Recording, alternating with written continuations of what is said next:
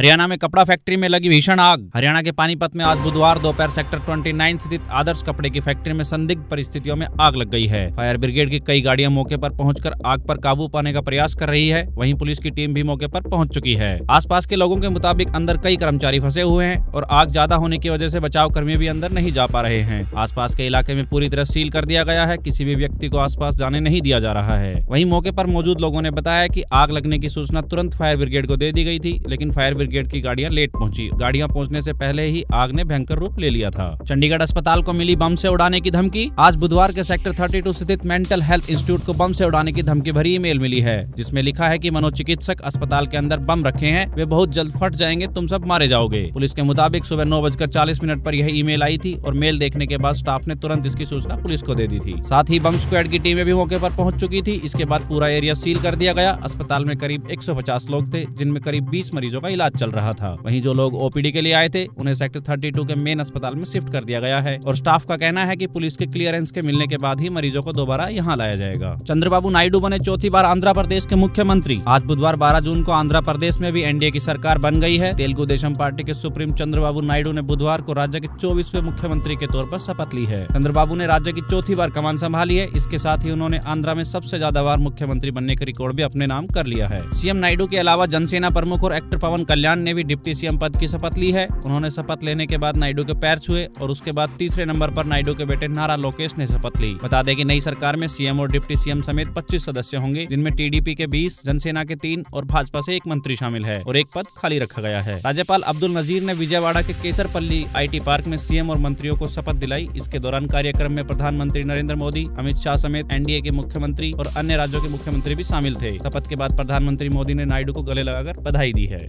राहुल गांधी ने कहा, वायनाड छोड़ू या रायबरेली, मेरे लिए है बड़ा धर्म संकट। कांग्रेस नेता राहुल गांधी ने आज बुधवार 12 जून को केरल का दौरा किया है। लोकसभा चुनाव के नतीजों के बाद बता दें कि यह राहुल का पहला केरल दौरा है, जिसमें मल्लापुरम में जनसभा के दौरान राहुल ने कहा, वायनाड सीट छोड़ू या रायबरेली, यह मेरे लिए धर्म संकट है। मोदी की तरह मुझे भगवान से गाइडेंस नहीं मिल रहा है। मैं साधारण मनुष्य हूँ। वायनाड या रायबरेली का फैसला मुझे खुद ही करना होगा। मेरे लिए देश की गरीब जनता ही मेरी भगवान है और मैं जनता से बात करूंगा और फैसला लूंगा। इसके बाद राहुल गांधी ने कहा कि केरल और उत्तर प्रदेश के लोगों ने पीएम मोदी को बताया है कि संविधान हमारी आवाज है और वे इसको छू भी नहीं सकते हैं। देश की जनता ने पीएम को बताया है कि वे तानाशाही नहीं कर सकते हैं। चुनाव से पहले भाजपा के नेता कहते थे कि वो संविधान को फाड़ देंगे। अब चुनाव के बाद मोदी संविधान को सिर से लगाते हैं। मोदी वाराणसी से मुश्किल से जीत पाए हैं। भाजपा अयोध्या में भी हार गई है। नफरत को मोहब्बत ने हरा दिया है। कुवैत की बिल्डिंग में आग लगने से 40 भारतीयों की हुई मौत। आज कुवैत के मंगाफ शहर की एक इमारत में आग लगने से 40 भारतीयों के मरने की खबर सामने आई है। इसमें 5 केरल के रहने वाले थे। हादसे में 30 भारतीयों समेत 50 से ज्यादा लोग जख्मी भी हुए हैं। हालांकि अभी तक 40 भारतीयों की मौत की आधिकारिक पुष्टि नहीं हो पाई है। बता दें कि विदेश मंत्री एस जयशंकर ने हादसे में 30 भारतीयों के जख्मी होने की जानकारी देते हुए बताया कि भारतीय राजदूत ने घटनास्थल पर पहुंचकर घायलों से मुलाकात की है। न्यूज एजेंसी रॉयटर्स की रिपोर्ट के मुताबिक कुवैत के समय अनुसार यह हादसा आज सुबह करीब 6 बजे हुआ है। दरअसल सुबह ग्राउंड फ्लोर के किचन में लगी आग तेजी से पूरी इमारत में फैल गई और कई लोग इमारत के अंदर ही फंसे रह गए। आग लगने की वजह का अब तक पता नहीं चल पाया है। वहीं कुवैत टाइम की रिपोर्ट्स के मुताबिक बिल्डिंग में 160 से ज्यादा लोग रह रहे थे। गृह मंत्री शेख फहद अल यूसुफ ने बताया कि इमारत में कई लोग अवैध रूप से रह रहे थे, इसलिए अभी मरने वालों के बारे में पुख्ता जानकारी नहीं दे सकते हैं।